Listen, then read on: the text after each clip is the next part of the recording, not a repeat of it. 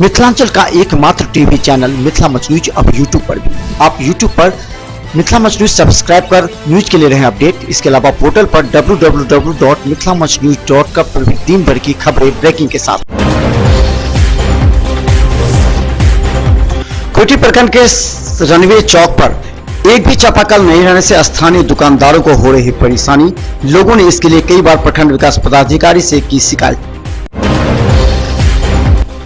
Jaynagar NH 105 के हाजीपुर चौक के पास स्कूली वाहन से धक्का लगने से बाइक सवार दरमा गांव निवासी प्रमोद यादव हुए जख्मी।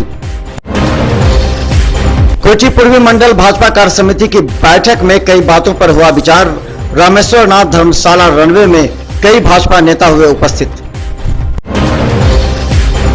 कोटी पुलिस ने अपहरण कर मारपीट व लूटकांड के फरार अपराधी सोनान गांव निवासी शत्रुघ्न सहनी के पुत्र राजकुमार सहनी को गिरफ्तार कर न्यायिक हिरासत में भेजा जेल। दीपावली को देखते हुए मिट्टी के दिए के प्रचलन को आम बनाने एवं चाइनीज सामान के बहिष्कार को लेकर के भाजपा जिला मोर्चा अध्यक्ष धर्मशिला गुप्ता एवं अन्य नेताओं के द्वारा आम लोगों को किया गया जागरूक। खेल में बेहतर प्रदर्शन को लेकर के महात्मा गांधी शिक्षण संस्थान के जो छात्रों को किया गया सम्मानित।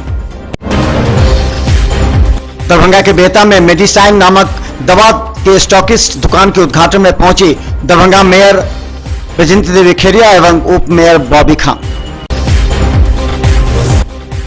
बहादुरपुर के एक मंदिर में दो नाबालिगों के चोरी के आरोप में मंदिर के पुजारी ने बांधकर पीटा। लोगों के आने के बाद छुड़ाया गया। बहादुरपुर थाने तक पहुंचा मामला।